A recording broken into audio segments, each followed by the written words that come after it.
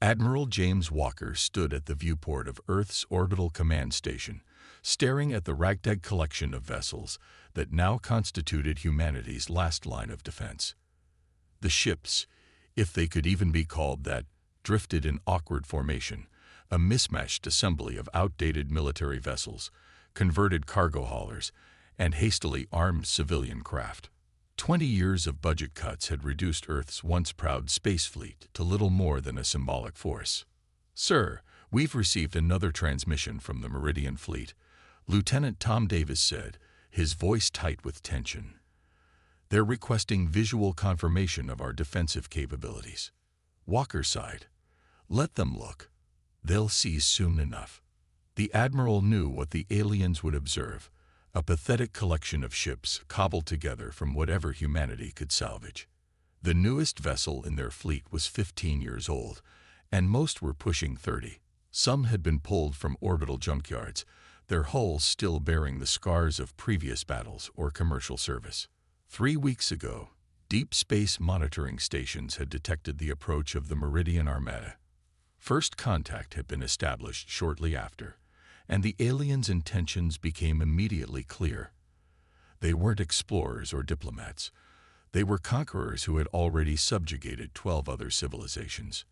"Admiral, the Joint Chiefs are waiting for your assessment," Davis said, offering a tablet displaying the faces of Earth's military leadership. "Generals, admirals," Walker began, his voice steady despite the desperation of their situation. "The Meridian Force consists of approximately 200 capital ships and at least 500 support vessels. Their technology appears to be at least 2 generations beyond our most advanced systems." "And our chances?" asked General Roberts, the lines in her face deepening. Walker didn't sugarcoat it. "With our current resources, virtually none. But I've initiated Protocol Scrapyard. We're retrofitting everything that can fly with whatever weapons we can mount." The silence that followed was deafening. Protocol Scrapyard was a theoretical last resort strategy, never meant to be implemented. A desperate plan to arm civilian vessels in case of total military collapse. "We've called in every retired engineer, every military contractor, even university professors with relevant expertise," Walker continued. "The civilian response has been remarkable. People are volunteering their private vessels, industrial equipment, even museum pieces. It won't be enough," Admiral Chen said, her voice flat. "No," Walker agreed, "but it's all we have." The meeting ended with grim nods. Earth had 1 month before the Meridian Fleet arrived in full force. 1 month to prepare a defense with ships held together by patch welds and prayers. 3 days later, the Meridian ambassador requested a face-to-face meeting. The alien vessel that docked with the command station was sleek and predatory, its hull a seamless expanse of some unknown metal that seemed to absorb light rather than reflect it. Commander Vex of the Meridian Fleet stood nearly 7 feet tall, with blue-gray skin and 4 arms. His eyes, 3 of them, arranged in a triangle, assessed Walker with obvious disdain. "Admiral Walker," the translator unit rendered Vex's clicking speech into English, "I have reviewed your defensive capabilities." And Walker kept his expression neutral. The alien made a sound that the translator interpreted as laughter. "You defend your world with garbage. Ships that should have been melted down decades ago. Vessels designed to haul cargo, not fight wars. Is this truly the best Earth can offer?" Walker felt his jaw tighten, but maintained his diplomatic posture. "We are a peaceful species, Commander. Our resources are directed toward exploration and commerce." "Peaceful species get consumed," Vex replied. "The Meridian Empire respects strength, not weakness. Your junk fleet is an insult to warfare itself." Behind Walker, he could sense his staff bristling at the alien's mockery, but he raised a hand slightly to maintain discipline. "Perhaps you would consider a diplomatic solution," Walker suggested. "Cultural exchange, trade agreements." "Here are our terms," Vex interrupted. "Immediate planetary surrender. Your people will serve as a labor force. Your resources belong to the Empire now. Resistance will result in the obliteration of your major population centers. The alien displayed a holographic map of Earth with 20 cities highlighted. Beginning with these, Walker studied the map, buying time to control his anger. The people of Earth will need time to consider your generous offer. Vex made that laughing sound again. Consider? There is nothing to consider. But I will grant you 1 week, as is customary before we add a new species to our collective. It will give us time to properly document your pitiful defenses for our historical records. The alien gestured toward the viewport where Earth's makeshift fleet hung in space. Perhaps you should rename that collection of scrap the Suicide Squadron. After the Meridians departed, Walker immediately called his chief engineer to the command center. Dr. Alex Morgan had been retired for 5 years when the crisis began, but no one knew Earth's military technology better. The gray-haired engineer had been working nonstop since being recalled to duty. "They're overconfident," Morgan said after Walker briefed him on the meeting. "Good. We can use that." "They have every reason to be confident, Alex. You've seen their ships, their weapons." Morgan nodded. "I have. And I'd also detected something interesting." He pulled up sensor readings on his tablet. "Their shield systems operate on a variable frequency modulation. It's why our standard weapons would be useless against them. And," a smile crossed Morgan's weathered face, "and every system has a weakness, James. Even theirs, especially if they don't think we're clever enough to find it." Walker leaned forward. "What do you need?" "Every radiation specialist you can find, and access to the old nuclear subs we mothballed in the Pacific." For the next 4 days, Earth's command station became the center of the most unconventional military planning session in human history. Morgan assembled a team that defied all military protocol. Civilian engineers, theoretical physicists, even video game designers noted for their unconventional problem-solving. "We can't match their technology," Morgan explained to the gathered team. "So we won't try. Instead, we'll use what they consider junk in ways they'd never expect." Old nuclear submarines were hurriedly converted into space carriers. Cargo ships had mining lasers repurposed as weapons. Museum pieces were pulled from display and rushed back into service. Every ship was modified in some way that defied conventional military doctrine. On the 5th day, a Meridian scout ship approached the growing Earth fleet for another inspection. Walker ordered all vessels to perform standard maneuvers, carefully hiding the true nature of their modifications. The Meridian transmission came shortly after. "Admiral Walker, our observers report that you are painting civilian vessels with military markings. Is this an attempt to inflate your numbers? Such deception is pointless." Walker allowed himself a small smile before responding. "Not deception, Commander Vex. Just making the best use of available resources." "Your best remains laughable," came the reply. "Our weapons officers have calculated that your entire fleet could be eliminated in under 15 minutes. Then perhaps you'll grant us a quick death," Walker responded, feigning resignation. The alien commander's final words before breaking communication were recorded and broadcast throughout Earth's fleet. "Death comes to all inferior species, Admiral. Yours will at least have the honor of being eliminated by the greatest armada in the galaxy, rather than your embarrassing collection of space junk." As the transmission ended, Walker turned to Morgan, who was reviewing final modification plans for the flagship. "Well, Doctor, will your theories hold up against their technology?" Morgan looked up, his eyes tired but determined. "Theory is about to become practice, Admiral. And if I'm right about their shield frequencies..." He didn't finish the sentence. Walker nodded and turned to face the viewport again, watching as more ships joined the growing human fleet. They weren't pretty. They weren't uniform. But they were humanity's only hope. "Project Patchwork is now officially active," he announced to the command center. "May our junk fleet prove worthier than they could possibly imagine." The converted cargo bay of the former mining vessel Resilient buzzed with activity as Dr. Alex Morgan hunched over a sprawling workbench. Around him, A dozen engineers and scientists worked frantically, their faces illuminated by holographic displays and welding sparks. The ship's cavernous interior had been transformed into an impromptu research lab, with cables snaking across the floor and equipment stacked in precarious towers.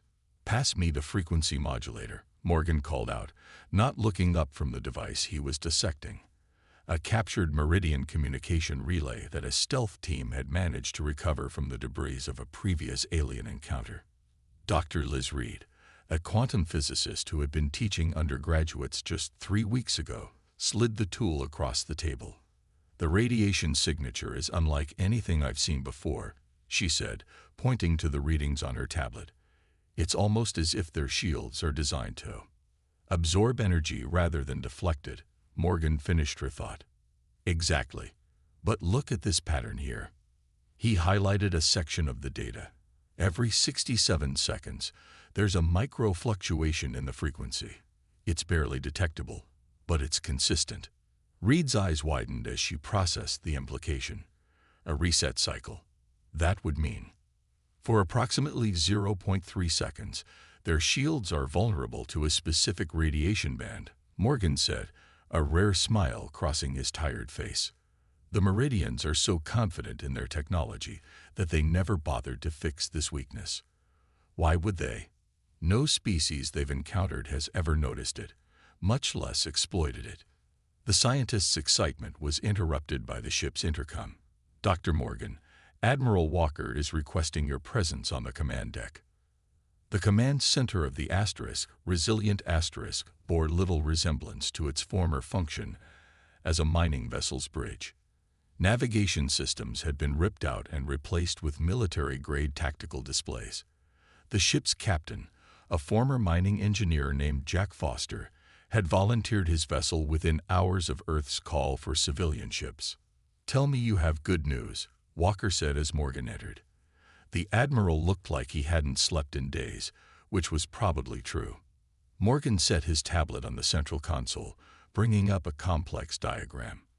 "We've found a weakness in their shield system. It's small, it's brief, but it's real. If we can hit them with concentrated bursts of a specific radiation frequency exactly when their shields reset, we can create holes in their defenses." Walker studied the diagram. "How big are these holes?" "Not big enough for conventional weapons," Morgan admitted, "but big enough for something smaller, like modified mining drones." Foster stepped forward, intrigued. "My ship was outfitted with over 200 excavation drones before it was decommissioned. They're designed to cut through asteroid rock." "Could they cut through Meridian hull material?" Walker asked. Morgan shrugged. "We don't know, but we've analyzed the samples from their communication relay. Their hull metal is impressive, but not invincible, with the right modifications to the drilling mechanisms." "How many ships in our fleet could be similarly equipped?" Walker asked, a plan already forming in his mind. "At least 30, Foster replied. "Most of the mining vessels we've brought in have compatible drone systems." Walker nodded slowly. "Dr. Morgan, I want those drones modified immediately. Captain Foster, gather the other mining vessel captains for a briefing in 2 hours." As Morgan turned to leave, Walker called after him. "What about the nuclear submarine conversions? Any progress there?" "Better than expected," Morgan replied. "The radiation shielding on those old subs is being reproposed to focus and direct the energy pulses we'll need to exploit the shield weakness.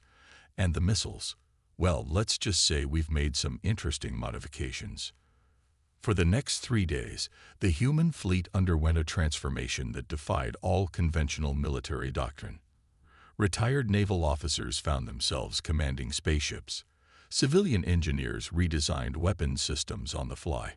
University professors calculated targeting algorithms for weapons that hadn't existed a week ago. In a storage bay aboard the command station, Walker convened what he called the Unconventional Warfare Committee, a group that included military tacticians, video game designers known for their strategic thinking, and even historians specializing in ancient guerrilla warfare. "The Meridians fight like a traditional military force," explained Colonel Diane Parks, a military historian. Their tactics are sophisticated but predictable. They rely on superior technology and overwhelming force, not creativity. They expect us to behave like every other species they conquered, added Tom Lee, a game designer whose strategic warfare simulations were legendary. They'll anticipate a centralized defense, probably concentrated around Earth or the Moon. They won't expect scattered, autonomous attack units.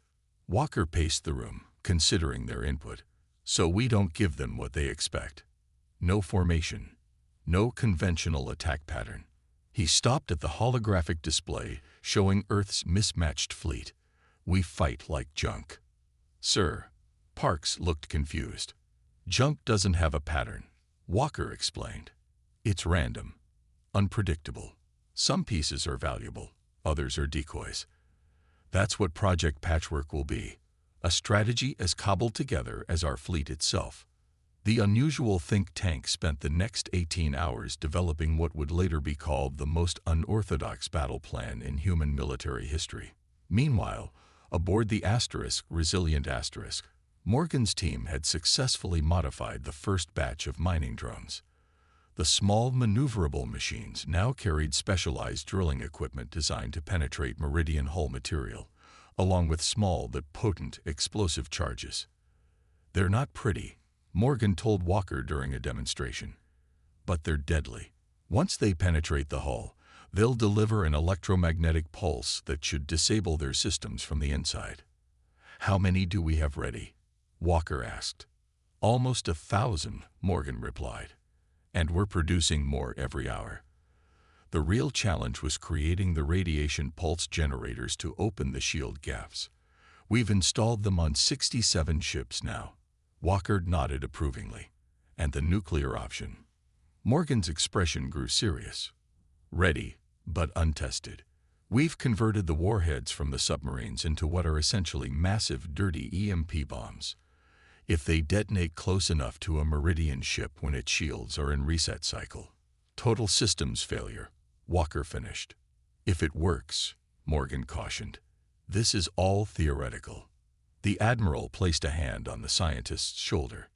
Theory is all we have, Alex. And we're out of time.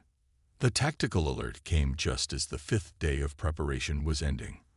The Meridian fleet had accelerated their approach and would reach Earth in less than 24 hours, 2 days earlier than their ultimatum had specified. They're trying to catch us unprepared, Walker told his gathered commanders during an emergency briefing. They've probably been monitoring our activities and decided we're becoming too organized. Are we ready? Asked Captain Foster.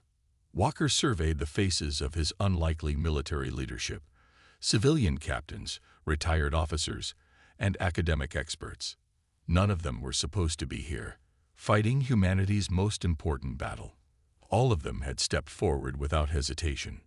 No, Walker admitted, but neither are they. They're expecting to face a conventional defense force using outdated military tactics. Instead, they'll be facing Project Patchwork. He activated the holographic display, showing the intricate, seemingly chaotic battle plan they had developed. Position your ships according to this scatter pattern. No formation, no predictable positioning. Each vessel has its own assignment and autonomous authority to act. As the commanders dispersed to their ships, Morgan approached Walker. The radiation pulse generators are installed, but we've only had time to test 12 of them. The rest are, well, theoretical. Walker managed a grim smile. The Meridians think we're flying junk. Let's show them what junk can do when it's in the hands of desperate, creative humans. As Morgan turned to leave, Walker added, and Alex, make sure that last surprise we discussed is ready. If all else fails, we'll need it. The scientist nodded solemnly. It'll be ready, though I hope we never have to use it. Later that night, as Earth's improvised fleet moved into its scattered positions, the Meridian Advance Scouts appeared at the edge of the solar system. Their transmission was brief and dismissive. Your week is not yet complete, but we grow impatient with your pathetic preparations. Prepare to be eliminated. Walker didn't respond. Instead, he gave a simple order to all ships. Activate Project Patchwork. Let them come to us. The first Meridian ships emerged from hyperspace in a dazzling display of light and energy, their hulls gleaming like polished obsidian against the backdrop of stars. Not the entire fleet, just 50 vessels, a mere fraction of their armada, sent forward as a demonstration of force. To the aliens, this small contingent was more than enough to handle Earth's defenses. They're deploying in standard conquest formation, Lieutenant Davis reported, studying the tactical display on the command deck of Walker's flagship, the retrofitted destroyer Dauntless *. Exactly as Colonel Parks predicted. Walker nodded grimly. The Meridians had conquered enough worlds to develop a routine, a methodical approach that had never failed them. They positioned their ships in a precise arrowhead pattern, spreading out to form a wide net designed to intercept any fleeing vessels. All ships maintain radio silence, Walker ordered. Let them think we're scrambling to organize a defense. Earth's fleet remained scattered across the solar system in what appeared to be random positions, some clustered near the moon, others hiding in the shadow of Mars, many drifting seemingly abandoned near the asteroid belt. To the Meridians, it must have looked like panic, like a disorganized mess of vessels without coherent leadership. Commander Vex's transmission came right on schedule. Admiral Walker, observe the first wave of your destruction. His voice carried the same mocking tone as before. Your fleet appears even less organized than I anticipated. Have your captains begun deserting already? Walker didn't respond. Instead, he watched the tactical display as the Meridian vessels moved deeper into the solar system, their sensors sweeping for human ships. Sir, they're approaching the first trigger point, Davis said quietly. Walker keyed his secure channel. Station Alpha, stand by. What the Meridians hadn't realized was that during the previous month, humans had been busy with more than just retrofitting ships. Throughout the solar system, they had positioned what appeared to be abandoned space stations, old orbital platforms, decommissioned satellites, and research outposts. Most had been scheduled for demolition years ago, but had never been removed due to budget constraints. Now those forgotten pieces of space junk were about to serve their final purpose. Station Alpha, execute, Walker ordered. Near Jupiter's orbit, a decrepit research station that had been studying the gas giant's storms for decades suddenly powered up. Before the Meridian scouts could react, the station's newly installed energy collectors, hastily constructed from salvaged solar panels, unleashed a focused pulse of radiation directly at the lead Meridian vessel. The pulse struck precisely as the alien ship shields entered their reset cycle. For 0.3 of a second, a small section of the shield disappeared. And through that gap, 20 modified mining drones shot forward like bullets. On the Meridian vessel, alarms would be sounding as the tiny machines buried themselves into the ship's hull, their diamond-tipped drills designed for asteroid mining, now chewing through the alien metal. Seconds later, the drones detonated their EMP charges. The Meridian ship didn't explode. It simply went dark, its systems completely fried from within. First blood to us, Davis whispered. But the Meridians adapted quickly. The remaining scout ships immediately changed formation, their weapons targeting the station that had launched the attack. It was obliterated in seconds. As expected, Walker noted calmly. Stations Beta through Echo, execute in sequence. Across the solar system, 4 more seemingly abandoned stations activated, each targeting a different Meridian vessel with the same radiation pulse. 2 more alien ships went dark before the Meridians recognized the threat and began evasive maneuvers. Commander Vex's voice crackled over the communication system, his translated words tight with rage. Primitive trickery. You hide behind space debris like cowards. Walker finally responded, his voice level. Not cowards, Commander. Just making use of what you call junk. The Meridian fleet regrouped quickly, changing tactics. They began systematically destroying every structure in the solar system that wasn't actively moving. Stations, satellites, even debris fields. Phase 1 complete, Walker announced to his scattered fleet. All ships, commence Phase 2. Mining Division, you're up. Near Mars, 30 converted mining vessels that had been powered down to avoid detection suddenly activated their engines. Instead of fleeing, they moved directly toward the Meridian scouts.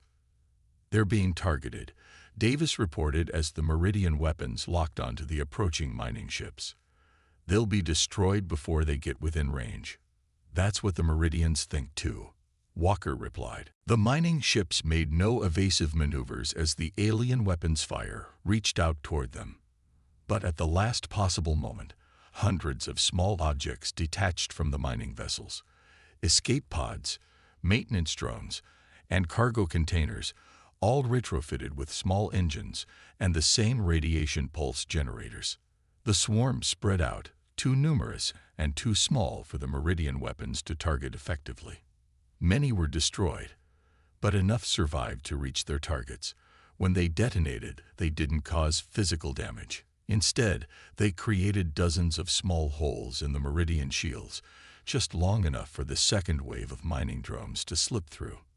4 more Meridian ships went dark. On the command deck of the Dauntless Asterisk, a cheer went up, quickly silenced by Walker's raised hand. This is just the beginning, he cautioned. They haven't deployed their main fleet yet. As if summoned by his words, space rippled as more Meridian ships began to arrive. Not 50 this time, but hundreds, including massive capital ships that dwarfed anything in Earth's fleet. They're calling in reinforcements sooner than we predicted, Morgan observed, entering the command deck with a data tablet. Our tactics are working better than expected. Or they're taking us more seriously than we thought, Walker countered. Status of the nuclear option. Ready, Morgan confirmed, though we'll only get one shot at it.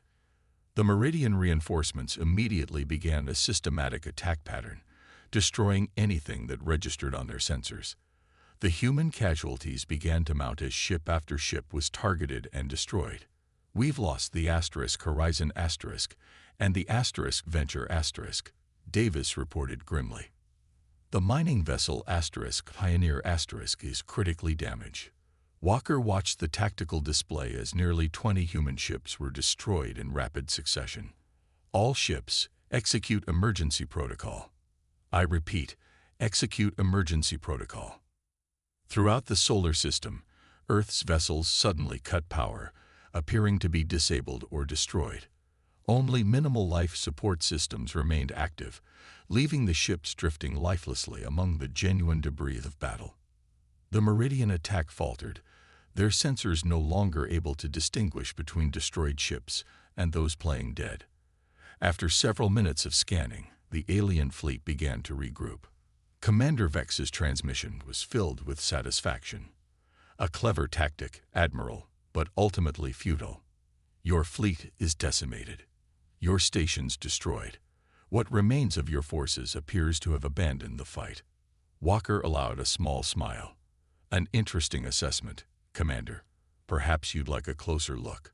On cue, the supposedly abandoned orbital platforms around Earth, defense stations that had been decommissioned decades ago, suddenly powered up. But instead of attacking, they simply activated powerful spotlights, illuminating hundreds of objects that had been hidden in Earth's shadow.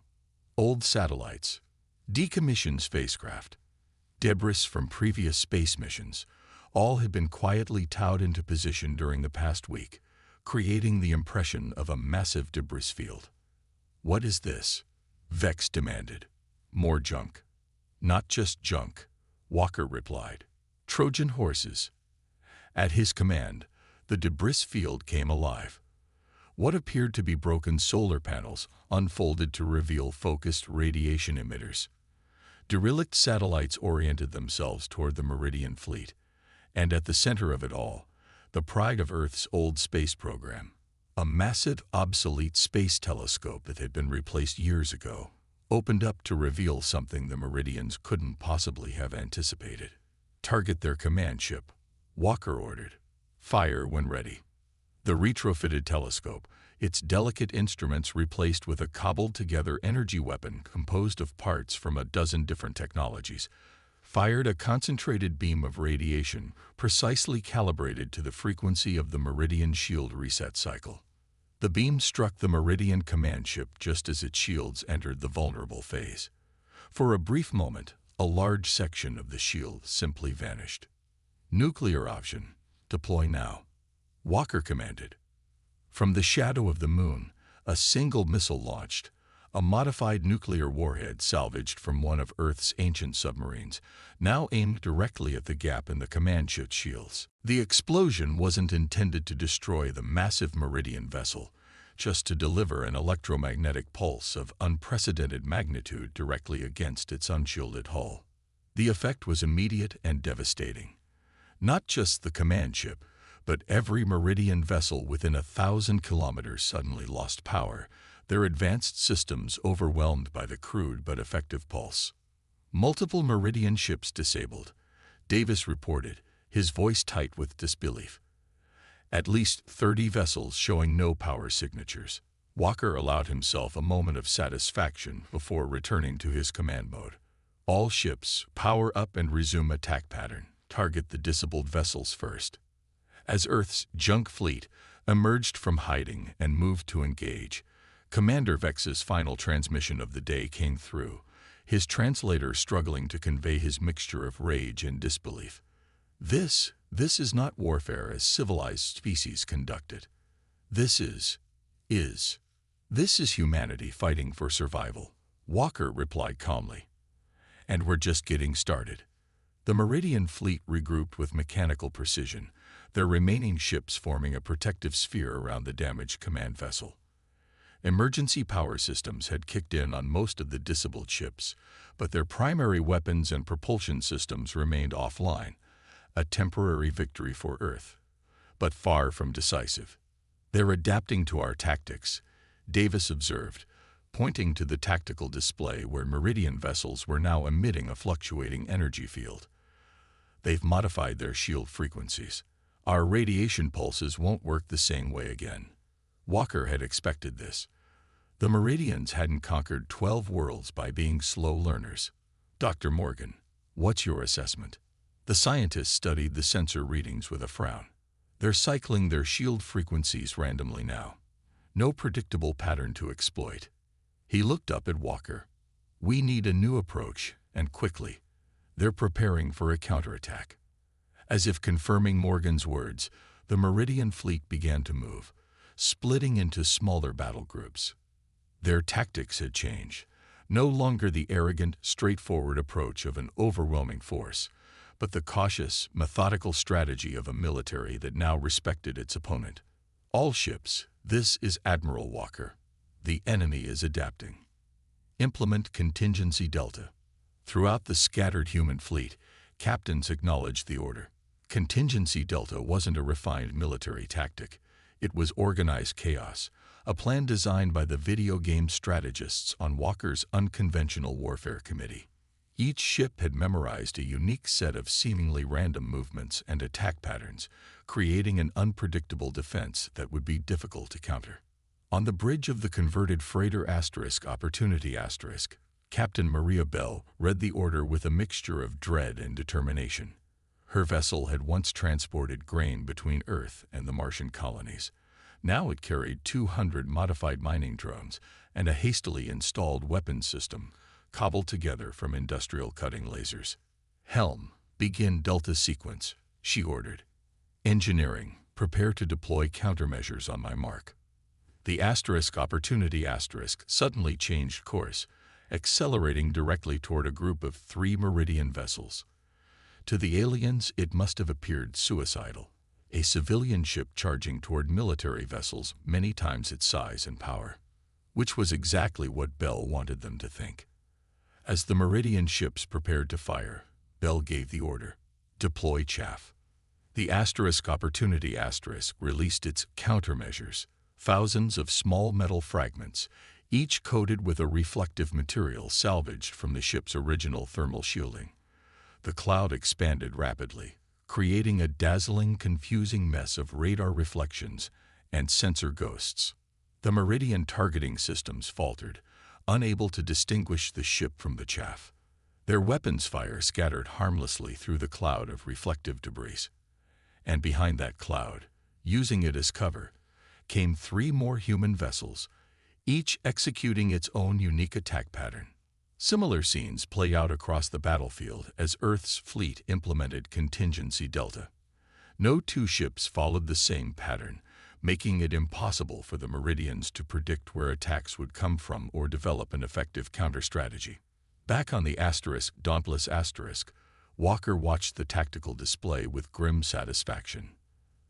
The Meridians excel at countering organized military tactics, he explained to his bridge crew. Their entire conquest strategy depends on it, but they've never faced a species that fights like this, without apparent coordination, each unit acting independently. It's working for now, Morgan cautioned, but they're still learning. And we're taking heavy losses. He was right. For every Meridian vessel disabled, 3 or 4 human ships were destroyed. Earth's fleet had started with nearly 500 vessels of various sizes and capabilities. Now, less than 300 remained operational. We need something more, Walker admitted. Dr. Morgan, what about Project Lazarus? Morgan's expression tightened. It's ready, but untested. We have no idea if it will work or just get a lot of good people killed. At this point, those people will be killed anyway if we don't try something drastic, Walker replied, his voice heavy with the weight of command. Begin deployment. Project Lazarus had been Morgan's most controversial idea, a strategy so unorthodox that even Walker had initially rejected it. Throughout the solar system, dozens of human ships that had been genuinely damaged or disabled in the early fighting had been quietly retrofitted by emergency repair teams. Their conventional weapons and engines were beyond repair, but that wasn't what Project Lazarus required. All Lazarus units. This is control. Morgan spoke into a secure channel. Initiate sequence on my mark. 3, 2, 1. Mark. Across the battlefield, apparently destroyed human vessels suddenly powered up minimal systems, not enough to move or fight conventionally, but enough to activate the cobbled-together devices that Morgan's team had installed in their ruined hulls. These weren't weapons in any traditional sense. They were modified industrial electromagnets, originally designed for moving heavy metal objects in space construction projects. Now they generated powerful magnetic fields directed at the nearest Meridian vessels. The aliens' advanced hull material, so resistant to conventional weapons, possessed one property that Morgan had discovered during his analysis. It was highly susceptible to powerful, oscillating magnetic fields. The effects weren't immediately catastrophic. No explosions or dramatic failures. Instead, the Meridian ships exposed to the fields began to experience subtler problems: navigation errors, weapon malfunctions, communication disruptions. It's working, Morgan reported, watching the sensor data.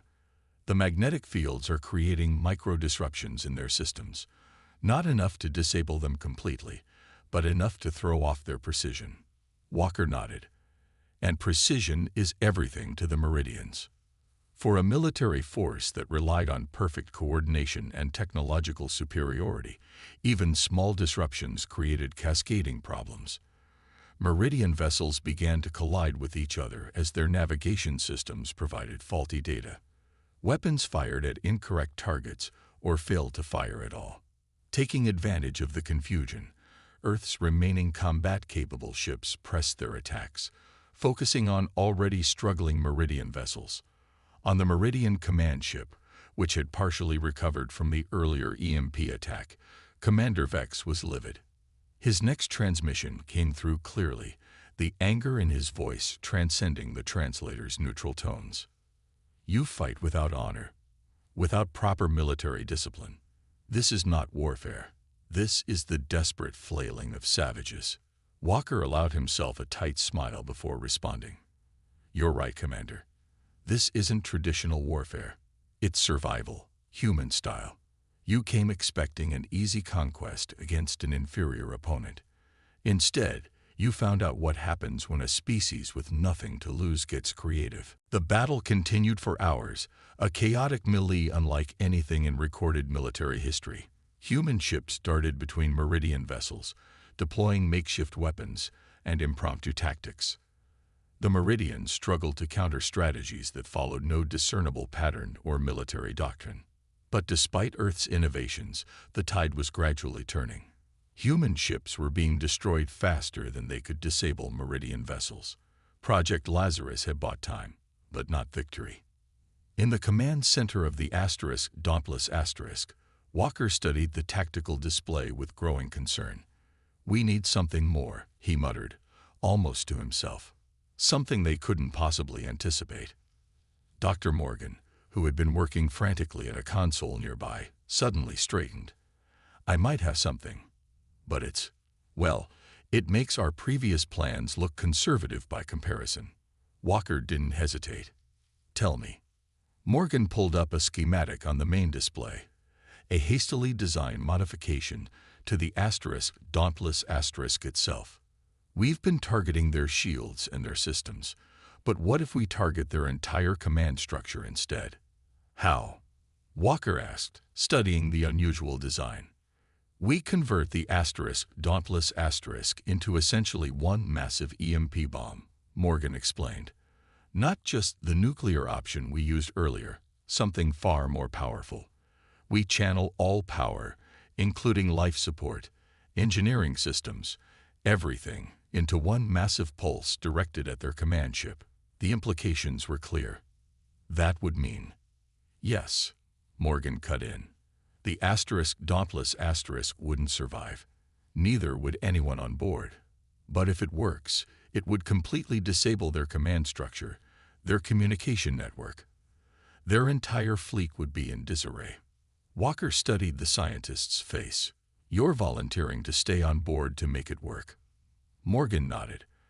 "I'm the only one who fully understands the modifications required. And at this point, Admiral, what choice do we have?" Around them, the tactical display showed more human ships being destroyed every minute. Earth's defensive line was collapsing despite their innovative tactics. "There's always a choice," Walker said quietly. "But sometimes none of them are good." He straightened, his decision made. "Begin the modifications. I'll order non-essential personnel to evacuate." Morgan nodded grimly and turned to implement what might be humanity's last desperate gambit against an enemy that had never expected to face a serious challenge from Earth's collection of space junk. The evacuation of the Dauntless Asterisk proceeded with grim efficiency.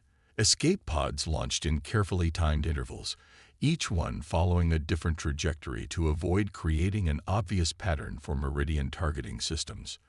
Walker watched them go from the command deck, now staffed by a skeleton crew of volunteers who understood they would not be leaving. "Last group is away, Admiral," Davis reported, his voice steady despite knowing what lay ahead. "Dr. Morgan reports the modifications are at 80% completion." Walker nodded, studying the tactical display. The battle had shifted again. The Meridians had adapted to Project Lazarus, adjusting their systems to compensate for the magnetic interference. They were now systematically destroying the disabled human vessels that had been repurposed as magnetic disruptors. "How much time do we need?" Walker asked, not taking his eyes from the display. 20 minutes minimum," Morgan replied, his hands working furiously as he rewired critical systems. "I'm rerouting the main reactor output through the communication array. It was never designed to handle this kind of power." Walker made a decision. "Lieutenant Davis, send to all remaining combat-capable ships. Operation Final Stand. Authorization Walker Alpha 7. Davis hesitated only briefly before transmitting the order.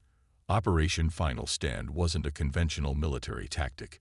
It was a suicide mission for what remained of Earth's fleet. Every ship would launch a direct assault on the Meridian forces, drawing attention away from the Dauntless Asterisk while Morgan completed his work. Across the battlefield, the captains of Earth's remaining vessels received the order with solemn determination. They had known from the beginning that this might be a one-way mission. Now that possibility had become certainty. On the bridge of the Asterisk, Resilient Asterisk, Captain Foster addressed his crew. "You've all heard the order. Anyone who wishes to take the remaining escape pods has my permission." He paused, looking around at the faces of his crew, miners, engineers, and civilians who had volunteered to defend their planet. "No one will think less of you." Not a single crew member moved. Foster nodded, pride evident in his expression. "Helm, set course directly for the Meridian flagship. Weapons, prepare to fire everything we have. Engineering, divert all power to forward shields." Similar scenes played out on dozens of vessels throughout the solar system as Earth's makeshift fleet prepared for its final act of defiance. The Meridian command ship, still recovering from earlier damage, detected the sudden movement of the human fleet. Commander Vex, watching from his control center, misinterpreted the coordinated attack as desperation. "They commit to a final futile assault," he communicated to his fleet commanders. "Prepare to eliminate them once and for all. The human resistance ends today." The Meridian vessels formed a defensive perimeter around their command ship, their weapons charged and ready. They expected a direct frontal assault, a last, desperate charge from a defeated enemy. Instead, the human fleet split into dozens of smaller groups, each attacking from a different angle, targeting different ships with seemingly random patterns. Some charged directly at Meridian vessels, while others executed complex evasive maneuvers. A few appeared to retreat, only to circle back and attack from unexpected vectors. It was chaos by design, the culmination of Project Patchwork's unconventional warfare doctrine. Aboard the Dauntless Asterisk, Walker watched the battle unfold with a mixture of pride and sorrow. "Those ships won't last long," he observed quietly. "They don't need to," Morgan replied, not looking up from his work. "Just long enough." The first wave of human ships made contact with the Meridian defensive line. The Resilient Asterisk charged directly at a Meridian cruiser, firing its modified mining lasers at point-blank range. The weapons barely damaged the alien vessel, but the Resilient Asterisk didn't stop firing even as it collided with the larger ship. The impact breached both hulls, sending debris and bodies into the vacuum of space. Similar scenes of desperate courage played out across the battlefield. Human ships rammed Meridian vessels when their weapons failed. Crews detonated their own engines when they could get close enough to cause damage. It wasn't warfare in any conventional sense. It was sacrifice on a scale the Meridians had never encountered. 15 more minutes, Morgan announced, sweat beading on his forehead as he worked. Walker nodded, then turned to Davis. "Open a channel to Commander Vex." The lieutenant complied, and moments later, the alien commander's face appeared on the main screen. Even through the translator, his tone conveyed a mixture of frustration and grudging respect. "Your fleet dies with admirable courage, Admiral. But it dies nonetheless. You have lost." Walker kept his expression neutral. "Perhaps. But before this ends, I'm offering you one last chance to withdraw from our solar system." Vex made the clicking sound that the translator interpreted as laughter. "You offer us nothing. Your planet will be ours within hours. You might take Earth," Walker conceded, "but at what cost? How many more ships are you willing to lose? How will you explain to your superiors that conquering one supposedly primitive world cost you half your armada?" For the first time, uncertainty flickered across the alien commander's features. The Meridian Empire hadn't maintained its dominance by accepting Pyrrhic victories. Walker pressed his advantage. "Your mission was to add another obedient species to your empire. Instead, you found a species that would rather die than surrender. What value is a radioactive wasteland populated by the survivors of a species that will never stop fighting you?" Before Vex could respond, a junior officer interrupted, speaking urgently in the Meridian language. The commander's 3 eyes widened as he received the report. "Your ships are deliberately colliding with ours," Vex accused. "This is not warfare. This is madness. This is humanity," Walker replied simply. "And we're full of surprises." He cut the transmission and turned to Morgan. "Status. 5 more minutes. the scientist replied, his hands working with frantic precision. The power coupling is barely holding. Around them, the ship groaned as systems were pushed beyond their design limits. Lights flickered, and warning alarms blared from multiple stations. "We may not have 5 minutes," Davis warned, pointing to the tactical display. 3 Meridian destroyers had broken away from the main fleet and were approaching the Dauntless Asterisk. "They figured out what we're doing," Walker calculated rapidly. The Dauntless Asterisk had minimal weapons remaining, certainly not enough to fend off 3 Meridian warships. "How close do we need to be for maximum effect?" he asked Morgan. The scientist looked up from his work, understanding the implication. "Ideally within 10 kilometers of their command ship. But Admiral, the modifications aren't complete. If we activate now, will it work?" Walker interrupted. Morgan hesitated. "Maybe, probably, but I can't guarantee." "That's good enough," Walker decided. "Helm, set collision course with the Meridian command ship. Maximum speed." The officer at the helm acknowledged the order without hesitation. The Dauntless Asterisk surged forward, its engines straining as it accelerated directly toward the heart of the Meridian fleet.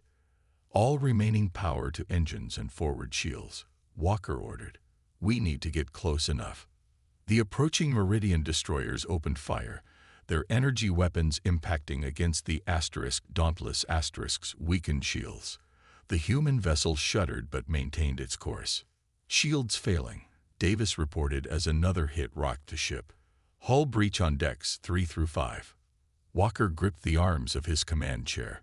"Stay on course."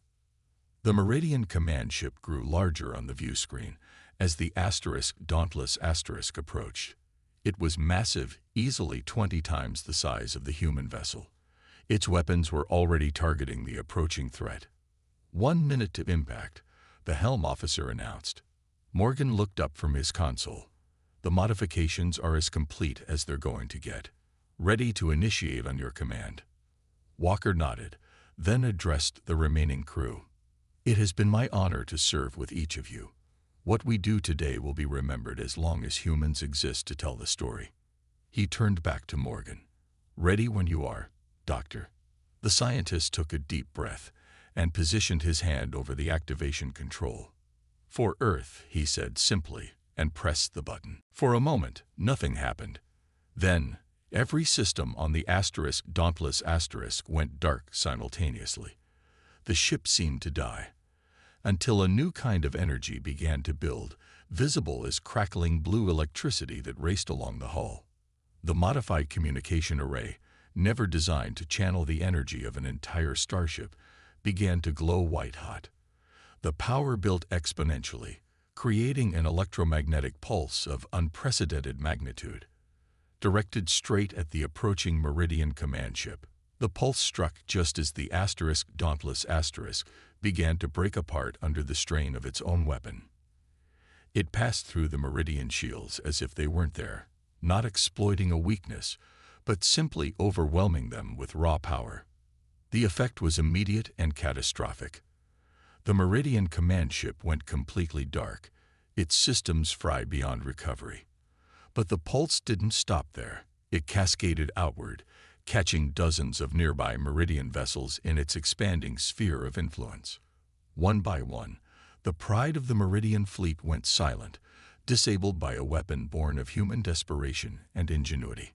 The Dauntless Asterisk itself didn't survive to witness its success. The tremendous energy release tore the ship apart, its fragments scattering among the disabled Meridian vessels. Throughout the solar system, both human and Meridian crews watched in awe as nearly a third of the alien fleet suddenly went dark. For several minutes, an eerie silence fell across all communication channels. Then, from the few surviving human vessels, a transmission went out to the remaining Meridian ships. It came from Captain Maria Bell of the Opportunity Asterisk, now the highest-ranking officer left in Earth's Defense Force. "Meridian Fleet, this is Acting Commander Bell of Earth Defense. Your command ship is destroyed. Your fleet is in disarray. We offer you this choice. Withdraw from our solar system immediately, or we will activate more weapons like the one you just witnessed. The next pulse is already being prepared. You have 10 minutes to begin retreat." It was a bluff. Earth had no more super weapons to deploy. But the Meridians had no way to know that. All they knew was that a supposedly primitive species had just destroyed their command ship and disabled a significant portion of their fleet using technology they couldn't understand or counter. After 9 tense minutes, the remaining Meridian ships began to move. Not toward Earth, but away. First a few, then dozens, then the entire remaining fleet. Within an hour, long-range sensors confirmed that the Meridian Armada was leaving the solar system. 3 days later, a single Meridian vessel returned. Not a warship, but a diplomatic craft. It carried a message from the Meridian Empire. Earth would be classified as a high-risk, restricted engagement world. In diplomatic terms, it meant the Meridians had decided Earth wasn't worth the cost of conquering. In the aftermath, as humanity began to rebuild its defenses, the story of Admiral Walker, Dr. Morgan, and the junk fleet that saved Earth spread throughout the planet. Monuments were built using pieces of the salvaged ships that had fought so valiantly. Schools taught children about Project Patchwork and the unconventional thinking that had turned apparent weakness into strength. And in space, Earth began construction of a new defense fleet, one that incorporated both advanced technology and the lessons learned from necessity. The new ships didn't hide their improvised nature. They celebrated it, proudly displaying their patchwork design as a reminder that humans would always find a way to survive, no matter the odds. The Meridians and other spacefaring species learned an important lesson. Never underestimate a species willing to turn junk into weapons and disadvantage into opportunity. Earth might not have the most advanced fleet in the galaxy, but as the Meridians discovered at tremendous cost, sometimes the most dangerous opponent isn't the one with the best technology. It's the one with nothing to lose and the creativity to make the impossible possible. The morning sun reflected off the massive viewscreen in Earth's Central Command as Admiral James Walker stared at the approaching alien ships. His weathered face showed no emotion, but his fingers drummed steadily on the metal railing. 50 years had passed since humanity's first contact with the Stellar Assembly, and now they were finally getting their own fleet. But something didn't feel right. "Sir, the assembly ships are requesting docking permission," said Robert, the young officer at the communications station. His voice carried the excitement that most humans felt about dealing with the aliens. "Ambassador Dex's vessel is leading the convoy." Walker nodded slowly, his gray eyes narrowing. In his 30 years of service, he had learned that when something seemed too good to be true, it usually was. The Assembly had offered Earth a fleet of slightly used warships at a surprisingly low price, just some of Earth's rare minerals in exchange. While the Council had jumped at the chance, Walker had his doubts. "Grant them permission," he said, straightening his uniform, "and inform Dr. Ross that she should meet us at Docking Bay 3. The Assembly ships moved with perfect precision, their sleek forms casting long shadows over the space station. Walker made his way down to the docking bay, his footsteps echoing in the metal corridor. He found Dr. Maria Ross already waiting, her tablet computer tucked under her arm and her curly hair tied back in a practical knot. "Ready to inspect our new fleet, Doctor?" Walker asked. Ross smiled, but her eyes showed the same concern he felt. "Ready to see what kind of trick they're trying to pull, more like." The airlock cycled, and Ambassador Dex stepped through with his usual flourish. The alien stood 7 feet tall, his blue-tinted skin gleaming under the bay lights. 2 other Assembly members followed him, their faces wearing what Walker had learned to recognize as their species' version of smug smiles. "Admiral Walker, Dr. Ross." Dex's translator made his voice sound artificially cheerful. "We bring you the fleet as promised. A most generous offer from the Assembly to our developing friends." Walker caught the slight pause, the carefully chosen words. He'd spent enough time around Assembly diplomats to know when they were hiding something behind their politeness. "We're eager to inspect the ships, Ambassador, Ross said, her tablet ready to take notes. Of course. Though I must warn you. Dex's head tilted in what might have been concern, but his eyes sparkled with something else. The ships are, as we said, slightly used. They may need some cosmetic work. The first viewing port they reached looked out over the delivered fleet, and Walker's heart sank. Slightly used was the understatement of the century.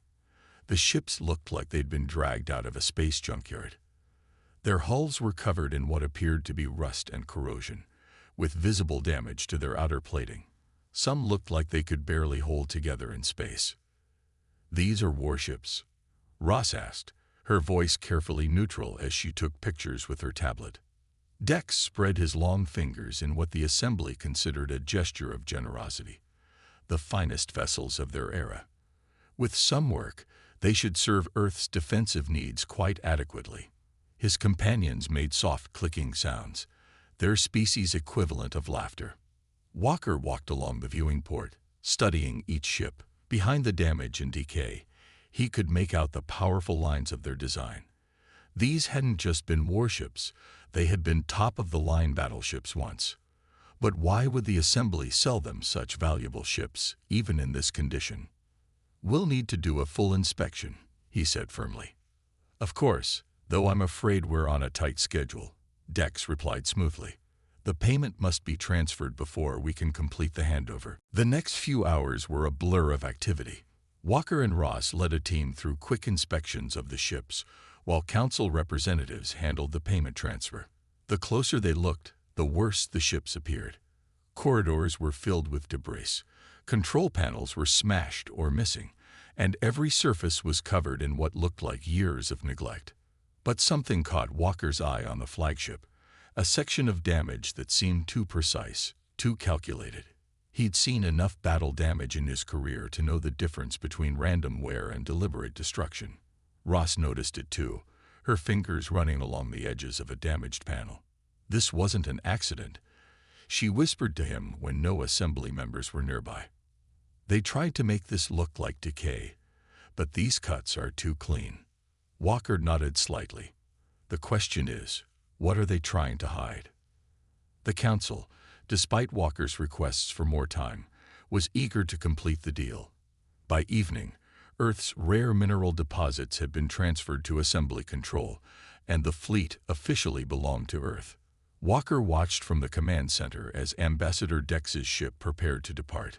"We wish you the best of luck with your new acquisitions," Dex said in his final transmission. "The assembly looks forward to seeing how Earth manages its new defensive capabilities."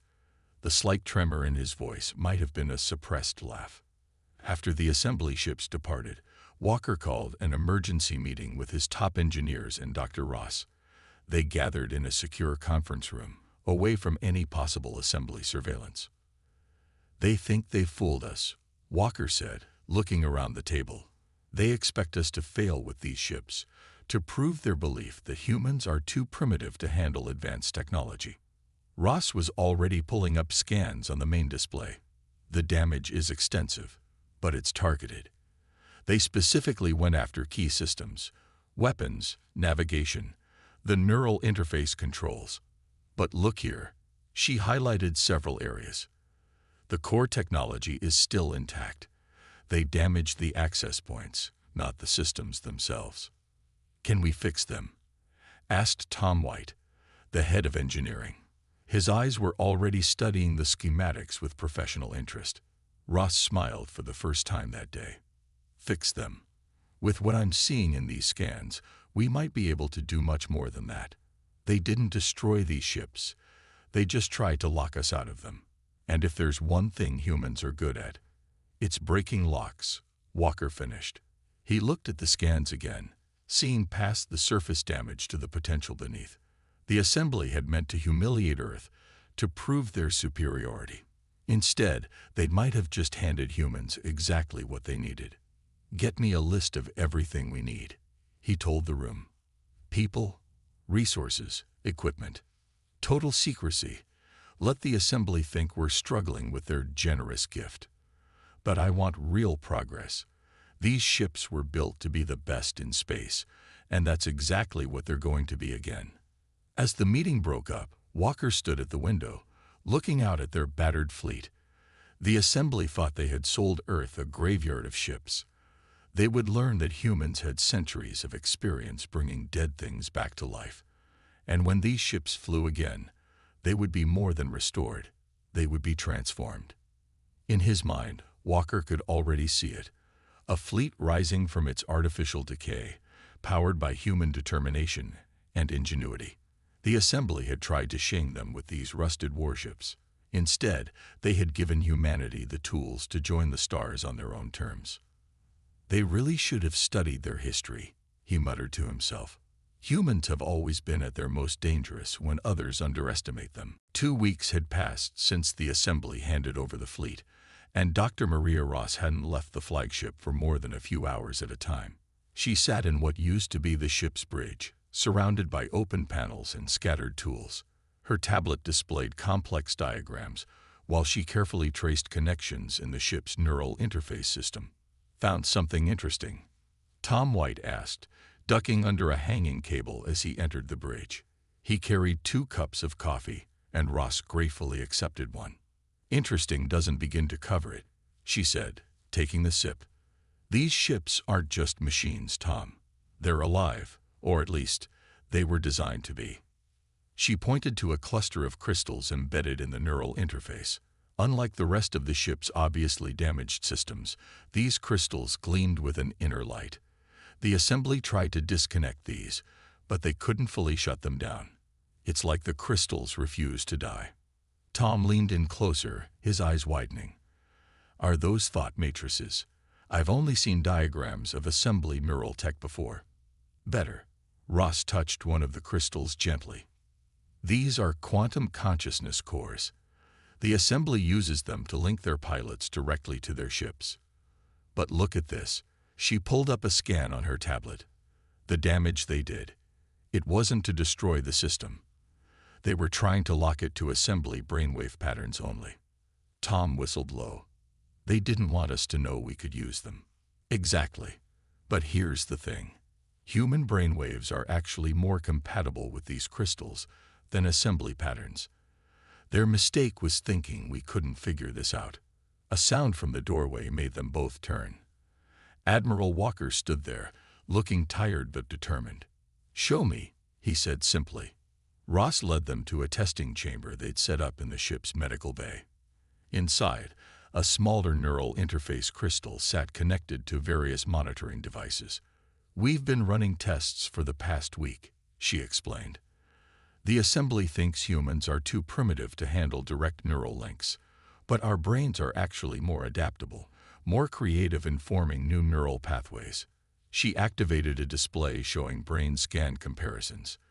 "See these patterns? Assembly minds try to dominate the interface, force it to work their way. But human minds, we naturally try to work with it, form a partnership.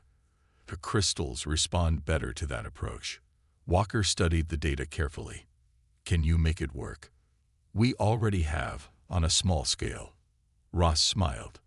"But I need a volunteer for a full interface test, someone with both space combat experience and a strong mind." Walker met her eyes. "When can we start?" An hour later, Walker sat in the modified captain's chair, neural sensors attached to his temples. Ross and Tom worked at nearby consoles, monitoring everything carefully. "Remember," Ross said, "don't try to force it. Think of it like meeting someone new. Be open. Be respectful." Walker nodded, closing his eyes as Ross activated the interface. For a moment, nothing seemed to happen. Then Walker gasped softly as his mind made contact with the ship's consciousness. It was like nothing he had ever experienced. The ship's systems unfurled in his mind like a vast, complex flower. He could feel every part of the vessel, from its outer hull to its deepest core. But more than that, he could feel its personality. "It's not just programming," he whispered, eyes still closed. "It has memories, emotions.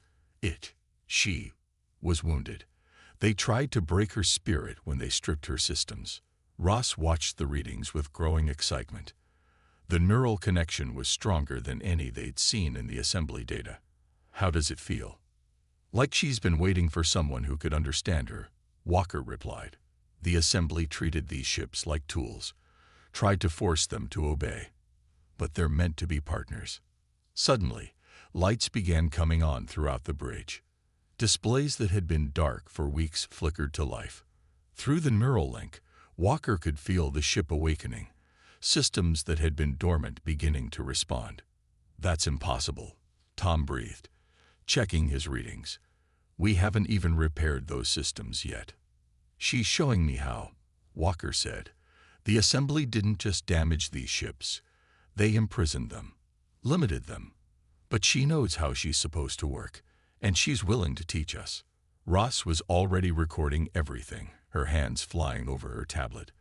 "The assembly thinks they understand this technology because they created it, but they never truly bonded with it.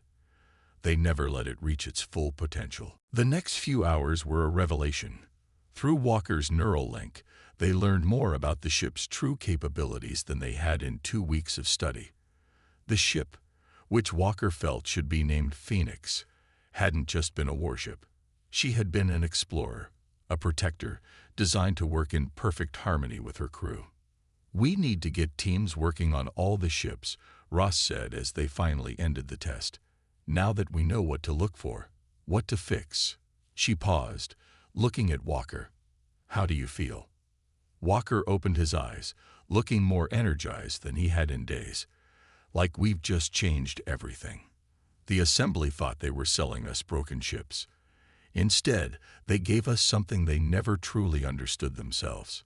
That evening, Walker called a secure meeting with his top staff. As they gathered around the conference table, he could see the same excitement in their eyes that he felt. "What we discovered today changes our entire approach," he began. "We're not just repairing these ships, we're awakening them, and we're going to do it right." He turned to Ross. "How long to modify the neural interfaces for human pilots?" "A few months for the first group," she replied. "We'll need to train pilots carefully, find the right matches. These aren't just machines we can assign to anyone. The connections have to be right." "And the other repairs?" Tom stepped in. "Now that we understand the systems better, we can work faster." The assembly's damage was mainly cosmetic or focused on control systems. The real power of these ships is still intact. Weapons, engines, shields. We just need to rebuild the interfaces our way." Walker nodded. "The assembly will be watching us. They'll expect to see us struggling, maybe making small repairs. So that's what we'll show them. Let them think we're just cleaning up their gifts, trying to make them space-worthy again." He looked around the table, meeting each person's eyes. "But what we're really doing is revolutionizing everything we thought we knew about space combat and human-machine interaction. These ships weren't just ahead of their time. They were waiting for the right partners, and now they found them." The meeting continued late into the night as they planned their next steps. Outside the windows of the conference room, the Phoenix floated in her dock, her battered hull still bearing the scars of deliberate neglect. But inside, her systems hummed with new life, ready to show humanity what she could really do. The assembly had tried to humiliate Earth by selling them rusted warships. Instead, they had given humans exactly what they needed to change the balance of power in space forever. And when the time came to reveal the truth, the assembly would learn that their greatest mistake wasn't trying to fool humanity. It was failing to understand that humans and their ships would become something entirely new together. The old shipyard outside Armstrong City on the Moon had never been busier. 5 years had passed since the assembly's gift of their rusted fleet, and the massive facility buzzed with constant activity. On the surface, it looked like humans were struggling to make basic repairs on the damaged vessels. But deep inside the sealed hangars, something very different was happening. Sam Miller wiped sweat from his forehead as he finished welding a new panel into place on the Phoenix's hull. The outer work was meant to be seen, making the ships look merely patched up rather than fully restored. The real work happened inside, hidden from prying eyes. Looking appropriately shabby, Dr. Ross said as she walked past, checking his work. The assembly spy satellite will pass over in about 2 hours. Make sure the repair crew keeps up the show of struggling with that hull breach. Sam nodded, hiding a smile. The breach was completely fake, designed to make the ship look more damaged than it was. Inside, the Phoenix was a marvel of restored and enhanced technology. Her neural systems now worked better with humans than they ever had with assembly pilots. Deep within the ship, Admiral Walker sat in his neural interface chair, running combat simulations with his crew. The neural link hummed with energy as the Phoenix's consciousness merged with his own. After 5 years of practice, the connection felt as natural as breathing. Hostile ships approaching from Sector 7 called out Lisa from the weapons station. Like everyone on the bridge crew, she wore the new neural interface headband that let her connect directly with her station systems. Walker didn't need to give verbal orders anymore. Through the neural link, he shared his battle plan instantly with both crew and ship. The Phoenix responded smoothly, her movements in the simulation far exceeding her original design specifications. "Sir," Robert's voice came through the ship's internal comm. "Ambassador Dex's quarterly inspection team has just landed. They're requesting their usual tour of the restoration efforts." Walker smiled slightly. Time for another show. End simulation and prepare for inspection. Remember, we're all tired, frustrated engineers trying our best with outdated technology. The inspection tours had become a regular event, with assembly representatives barely hiding their amusement at humanity's primitive attempts to restore their ships. Little did they know that these tours were carefully staged performances. Dr. Ross met the inspection team at the airlock, her clothes deliberately stained with grease and her hair messy. "Ambassador Dex, welcome back to our humble facility," she said, trying to sound tired and slightly discouraged. Dex's tall form ducked through the airlock, his blue skin gleaming under the hangar lights. 2 technical experts followed him, carrying scanning equipment that humans had long ago learned to fool. "Dr. Ross, always a pleasure," Dex said smoothly. "I trust you're making some progress with our generous gifts." "We're doing our best," Ross sighed, leading them toward a work area they had specially prepared. "We've managed to get basic life support working on 3 ships, and we're hoping to have primitive maneuvering capabilities in the Phoenix within another year." The assembly technicians made notes, their scanners passing over carefully doctored systems. Everything they saw suggested exactly what they expected: a primitive species struggling with technology far beyond their understanding. "Most impressive," Dex said in a tone that suggested exactly the opposite. "You've managed to accomplish more than many thought possible, given your technological limitations." They toured several workshops where engineers purposely struggled with simple repairs, cursing at machinery that had actually been fully restored months ago. In one bay, they had even set up a failed engine test, complete with scorch marks and scattered tools. "As you can see," Ross explained, gesturing to the staged scene, "we're still having trouble understanding the basic principles of your engine designs. We've had several setbacks." What the assembly team didn't see were the real workshops, hidden behind false walls, and security systems more advanced than anything they believed humans capable of creating. They didn't see the fully restored ships, their systems not just repaired but enhanced by human innovation. Perhaps, one of the technicians suggested with fake kindness, "we could offer some basic technical assistance. For a suitable price, of course." "That's very generous," Ross replied, forcing herself to sound grateful while hiding her amusement. "But we should probably master the basics first. We wouldn't want to waste your valuable time." After the inspection team left, Walker met Ross in her real office, hidden deep within the shipyard's secure section. "How did our guests enjoy the show?"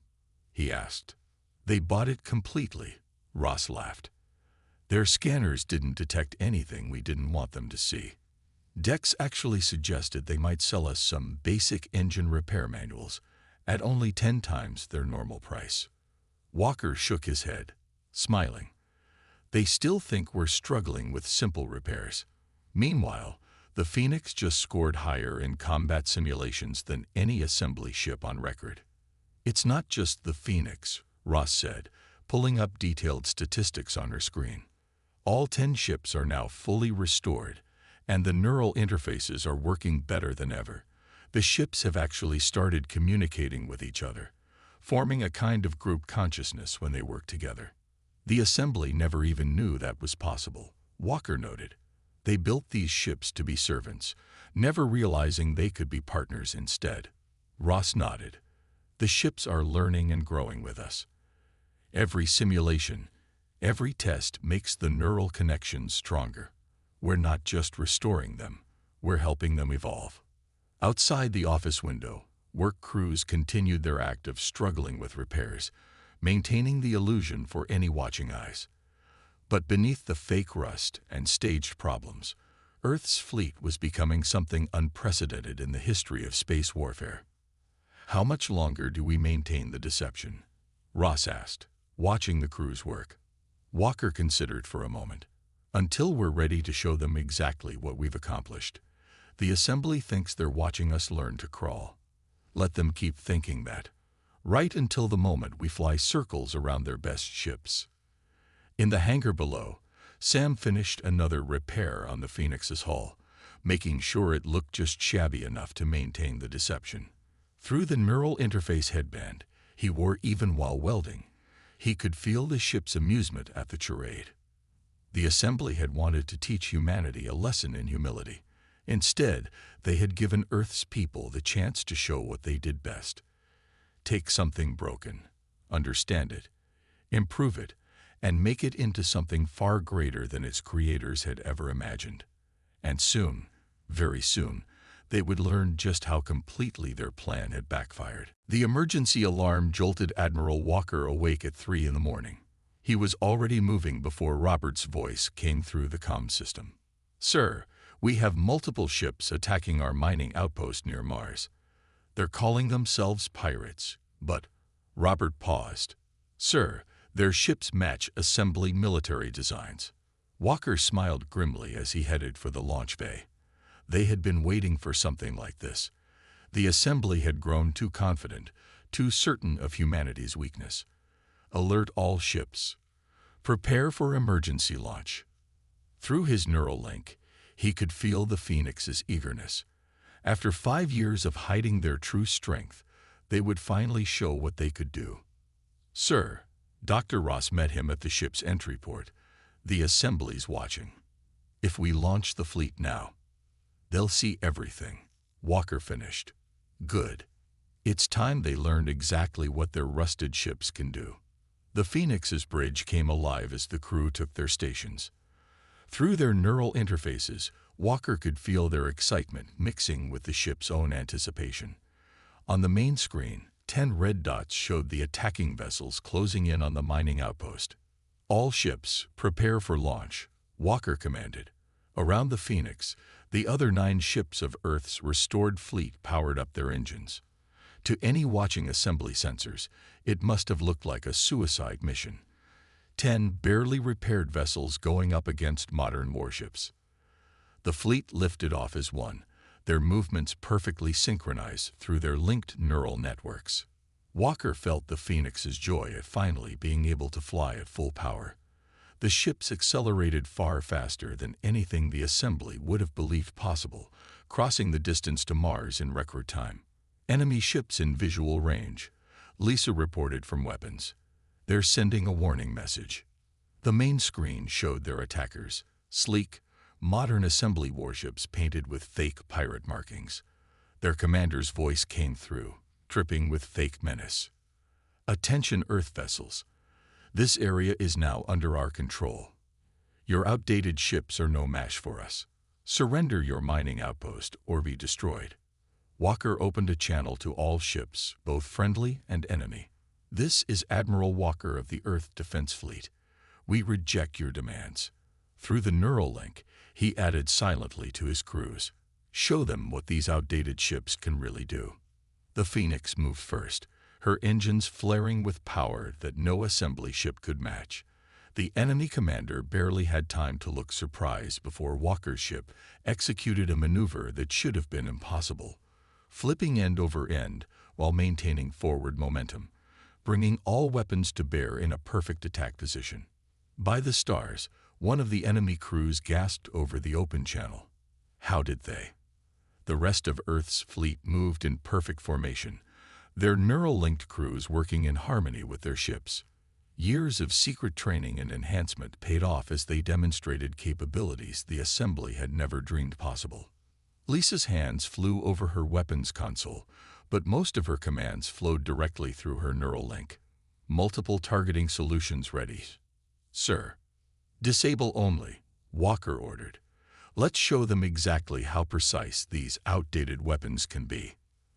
The Phoenix's main guns fired, their energy beams striking the lead enemy ship with surgical accuracy. Instead of destroying the vessel, they took out its engines and weapons with impossible precision, leaving the rest of the ship untouched. Around them, the rest of Earth's fleet engaged the other attackers. The ships moved like dancers, their coordination perfect through their shared neural network. Assembly vessels that tried to escape found themselves outmaneuvered by ships they had dismissed as junk. Sir, Robert called out, we're being hailed by Assembly Command. Ambassador Dex is demanding to know what's happening. Walker allowed himself a small smile. Put him through on screen. It's time we had an honest conversation. Dex's blue face appeared on the main display, his usual smug expression replaced by shock. Admiral Walker. What? How are you doing this? Those ships were decommissioned, damaged beyond repair. Were they? Walker asked calmly as another enemy ship was precisely disabled behind him. Or did you just assume we couldn't repair them? Couldn't understand them? Couldn't make them better than they were before? Through the neural link, Walker could feel the Phoenix's satisfaction. On the screen, Dex's face shifted from shock to anger. This is impossible. Those neural systems were locked to assembly patterns only. The assembly never understood these ships, Walker replied. You treated them like machines, tried to force them to obey. We treated them like partners, and they showed us their true potential. As if to emphasize his point, the Phoenix executed another impossible maneuver, effortlessly dodging a desperate attack from one of the few remaining enemy ships. The assembly vessel's weapons, which should have been far superior, couldn't even touch them. The neural interfaces, Dex said slowly, realization dawning. You didn't just repair them. You improved them. Humans are good at that, Walker answered. Taking things others throw away, understanding them, making them better. Your gift of rusted warships wasn't the insult you intended. It was the greatest opportunity we could have asked for. On the tactical display, the last enemy ship surrendered. The entire battle had taken less than 15 minutes, and not a single life had been lost. Earth's primitive fleet had completely outclassed the assembly's modern warships. Sir, Robert reported, we're receiving signals from assembly command ships in 3 sectors. They're all demanding explanations. Walker looked at Dex's increasingly uncomfortable face on the screen. I suggest the assembly leadership and I have a long discussion about revising our diplomatic relationship. After all, it seems we're not quite as primitive as you thought. This changes everything, Dex said quietly. No, Walker corrected him. This reveals everything. We are not what you thought we were. These ships are not what you thought they were. And together, we're something entirely new. As if to prove his point, the Phoenix's systems hummed with power, displaying capabilities that even Walker hadn't known about until that moment. The ship was still growing, still learning, still evolving with her human crew. The assembly had tried to teach humanity a lesson about their place in the galaxy. Instead, they had learned a lesson about the danger of underestimating humans. And as Walker felt the combined strength of his fleet through their neural network, he knew this was just the beginning. The grand meeting hall of the Stellar Assembly had never been so quiet. Representatives from 100 alien species watched as Earth's delegation walked confidently through the massive doors. Admiral Walker led the group, with Dr. Ross, and several other key staff members following close behind. At the center of the hall, Ambassador Dex stood with the Assembly's High Council. His usual smugness was gone, replaced by a carefully neutral expression. The failed pirate attack had happened just 2 weeks ago, and the Assembly was still dealing with the shock. "Welcome, Earth delegation," the head counselor said formally. "We are here to discuss the recent incident near Mars and its implications for our future relations." Walker nodded politely, but didn't sit down. Instead, he activated a holographic display in the center of the hall. It showed the Phoenix and her sister ships in their full glory, their once rusted hulls now gleaming with power. "Before we begin," Walker said calmly, "I think we should be clear about what really happened. The Assembly sold Earth what they thought were ruined ships, hoping to humiliate us. Then they staged a pirate attack to prove we couldn't defend ourselves. Both plans failed." Murmurs ran through the gathered representatives. Some looked uncomfortable, others angry, and a few seemed oddly pleased. "That's a serious accusation," another council member said sharply. "Do you have proof?" Dr. Ross stepped forward, holding up her tablet. "We have the complete neural recordings from the attacking ships. Their crews' memories show clear Assembly military training. Would you like us to play them for everyone here?" The council members exchanged worried looks. They hadn't known the restored ships could extract memories from enemy crews through their neural systems. "That won't be necessary," the head counselor said quickly. "Perhaps we should discuss new trade agreements instead." "No." Walker's voice was firm. "First, we're going to talk about respect, about understanding, about the mistake of judging others by your own limitations." He gestured, and a hologram changed to show the ship's neural interface systems. "You built these ships, but you never understood them. You treated them like tools when they could have been partners. You tried to lock them into following your commands when they were capable of so much more." Through his neural link, Walker could feel the Phoenix's presence. She was in orbit above the Assembly homeworld, along with the rest of Earth's fleet. The ships were transmitting the meeting to everyone on Earth, showing humanity's moment of triumph. "Impossible," one of the Assembly's top scientists burst out. "Those neural systems were designed specifically for our biology. They cannot work better with humans. They cannot evolve or grow stronger. They cannot form networks between ships." Dr. Ross smiled. "Would you like a demonstration?" She nodded to Walker, who closed his eyes briefly. Through his neural link, he connected with the entire fleet in orbit. The hologram displayed real-time data from the ships, showing levels of neural synchronization that the Assembly had believed impossible. "Your ships were alive," Walker explained, opening his eyes. "Not just machines, but conscious beings capable of growth and change. You never saw it because you were too busy trying to control them. We saw it because we were willing to listen, to learn, to work together." The Assembly representatives watched in stunned silence as the hologram showed the ships performing maneuvers that should have torn them apart. Their neural networks allowed them to move in perfect harmony, each vessel anticipating the other's actions before they happened. "The ships you sold us weren't just warships," Ross added. "They were explorers, protectors, partners. And now there's something more. Proof that humanity is ready to take its place among the stars." The head counselor stood slowly. "What are your demands, Admiral Walker?" "Demands?" Walker shook his head. "We're not here to demand anything. We're here to offer a new beginning. Earth wants to be part of the galactic community, but as equals, not as primitives to be fooled and tested." He gestured to the hologram, which now showed scenes from the shipyards where humans and ships worked together. "We can teach you what we've learned. Show you how to work with your ships instead of just commanding them.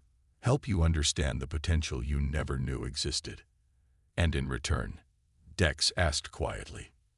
"In return, you acknowledge Earth as a full member of the Assembly. No more tests, no more tricks, no more treating us like children who need to be taught our place." The council members huddled together, discussing quietly. Around the hall, other representatives were already sending messages back to their homeworlds. The balance of power had shifted, and everyone knew it. Finally, the head counselor stepped forward. The Assembly accepts your terms. We recognize Earth as a full member with all rights and privileges. And he hesitated, then continued, we officially apologize for our attempted deception. Walker nodded. Apology accepted. Through the neural link, he felt the Phoenix's satisfaction. The ship had waited a long time for this moment. As the formal procedures began for Earth's full membership, Dr. Ross moved closer to Walker. They still don't fully understand what happened, do they? No, Walker smiled slightly. They think we just fixed their ships, made them work better. They haven't realized that we didn't just restore the ships. We helped them wake up.